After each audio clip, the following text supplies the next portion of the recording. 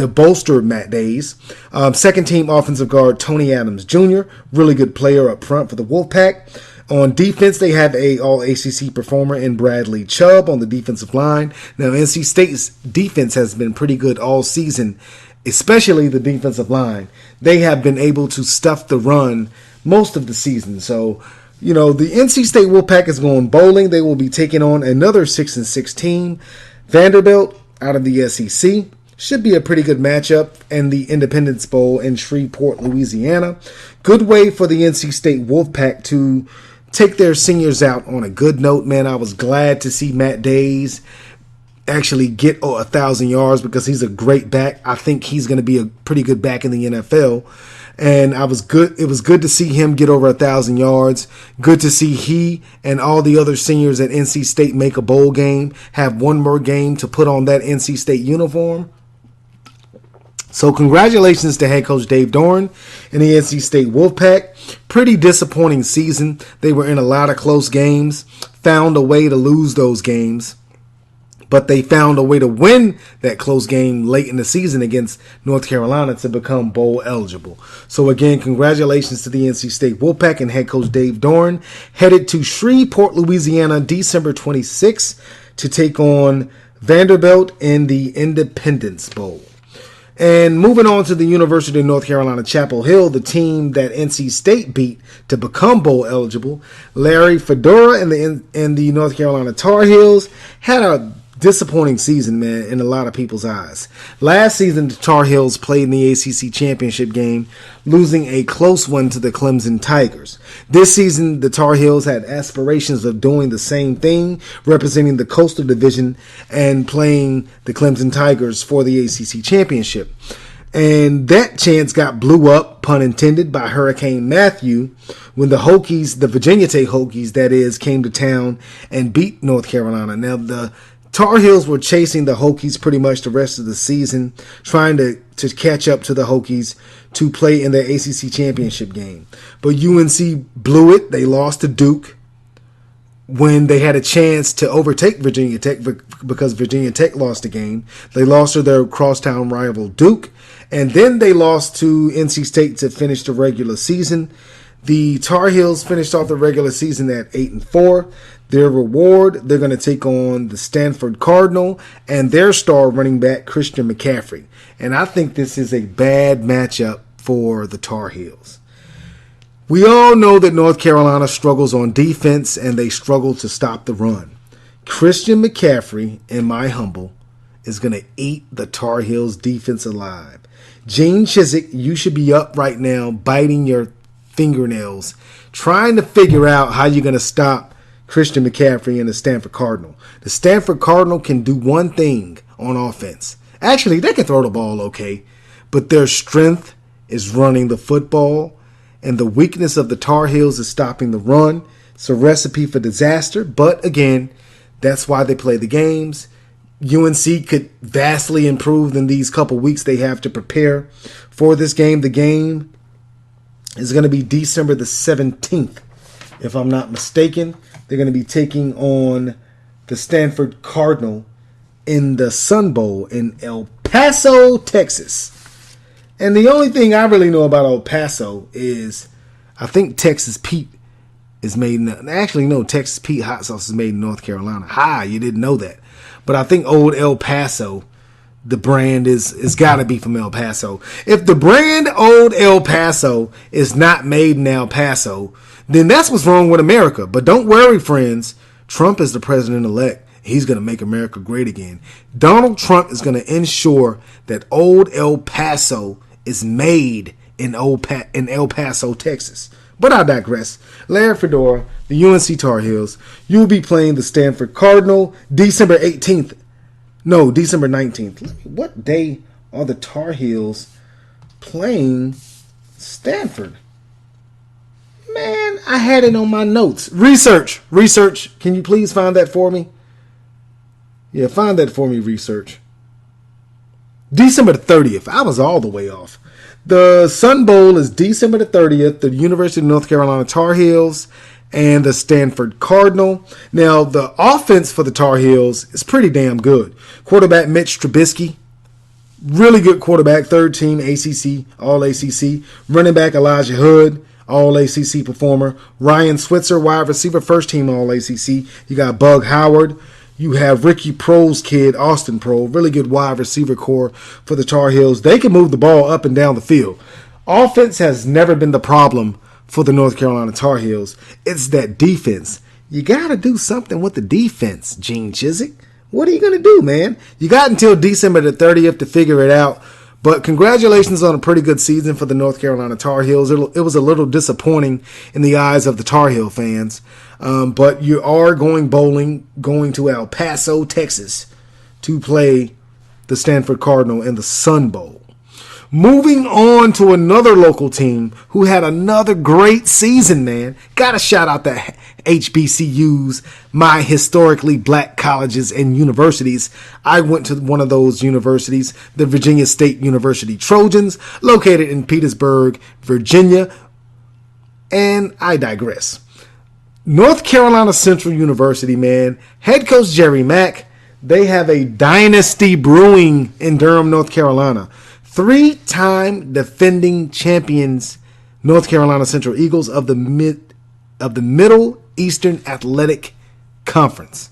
The Mid-Eastern Athletic Conference. That's the MEAC, if you didn't know. The North Carolina Central Eagles are the outright champions this season. Knocked off their longtime rival, North Carolina A&T, 42-21 on the final game of the regular season to claim the outright MEAC championship. They will be going to the Celebration Bowl in Atlanta, Georgia, to take on the winner of the SWAC Championship, the Grambling State Tigers. Man, I cannot say enough about Jerry Mack and the North Carolina Central Eagles. When I first started my journey in the world of sports media, I covered North Carolina Central University's football team, Jerry Mack's first season.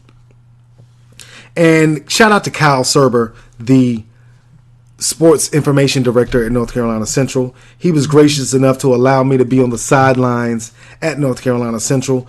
Jerry Mack's first season. And the first game of that season, man, they played UNC Charlotte.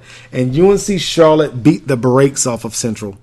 And I was like, whoa, this may be a long season for the Eagles.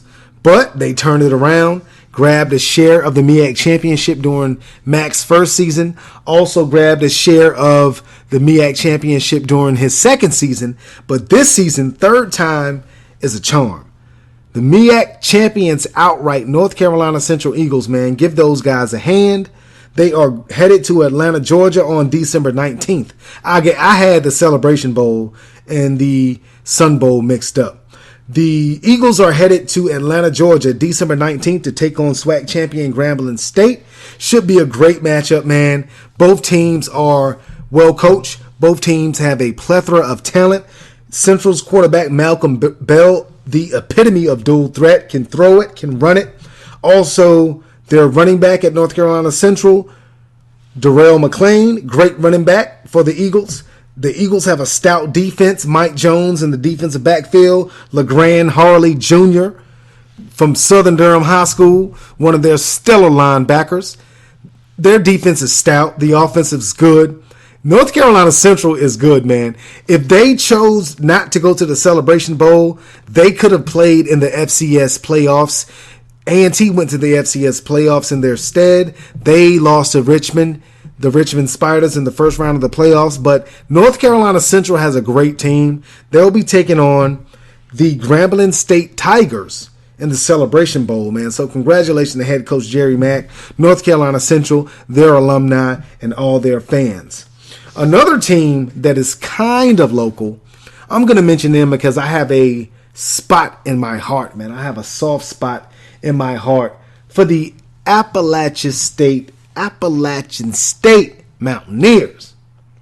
Congratulations to the Appalachian State Mountaineers, head coach Scott Satterfield. They are winners of the Sun Belt Conference, the Fun Belt. The Mountaineers finished their regular season at 9-3, 7-1, 9-3 overall, 7-1 in the Sun Belt Conference, sharing that conference title with Arkansas State. Those two teams didn't meet in the regular season, so they have to share that championship. The Mountaineers are headed to the Medallia Camellia Bowl in Montgomery, Alabama to play the Toledo Rockets on December the 19th. So shout out to the Appalachian State Mountaineers, man. I remember, I have a soft spot in my heart for Appalachian State. My younger brother, Pierre Banks at In My Humble, he was on that three-peat national championship team on the FCS level for the Mountaineers. He was also on that same Mountaineer team that went to the Big House and knocked off the Michigan Wolverines. So I always have a soft spot in my heart for the Mountaineers. I made many trips up to Boone, North Carolina to check out Appalachian State football. They are winners of the Sun Belt Conference for the second year in a row, two-time defending Sun Belt champion Appalachian State Mountaineers. A 9-win season, have an opportunity to win 10 games for the second consecutive season. Going to be taking on the Toledo Rockets in the Medallia Camellia Bowl in Montgomery, Alabama. A lot of history in Montgomery, Alabama. Google it if you don't know. Do some history. Just don't listen to sports podcasts. Just don't watch sports. Do a little history. Google Montgomery, Alabama. Google Martin Luther King Jr. Do a little research.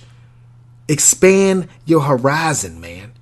But yeah, I digress. Congratulations to the Mountaineers, head coach Scott Satterfield, winners of the Sun Belt Conference, headed to Montgomery, Alabama to take on Toledo December 17th in the Medallia Camellia Bowl, man. So we got 4 teams from the state that are going bowling.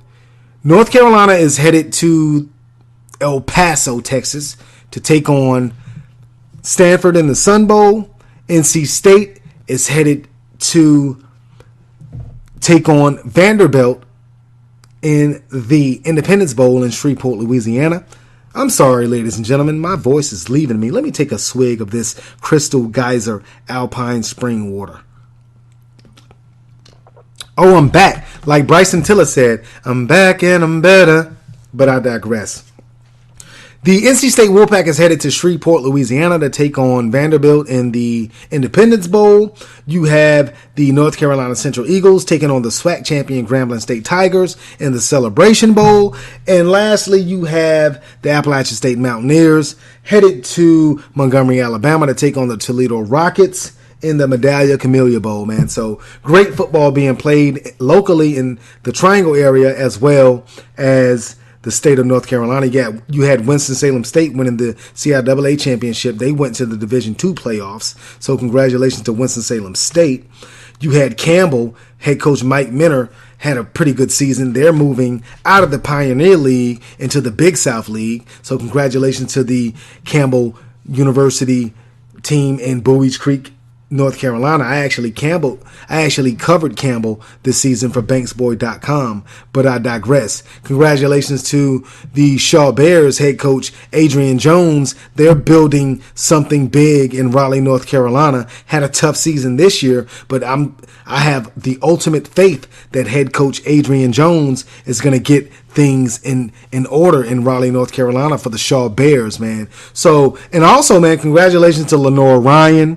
Had a pretty good season in football, man. A lot of good football being played in the state of North Carolina. And I would be remiss if I didn't mention the fact that my brother, Pierre Banks, Mr. M by Humble himself, he's doing big things, man. I listened to him today. I'm going to get a little bit off subject, man. I'm going to bring it back. I listened to Pierre do a live broadcast for the Appalachian State women's basketball team. And I was grinning from ear to ear listening to him do that broadcast, man. We talked about this 3 years ago. I called Pierre. I said, Pierre, you have a master's in broadcast communication. What are you doing? Let's do this sports media thing. Although I only have a sociology degree, I can talk. I can sweet talk our public. Let's do this sports media thing, man.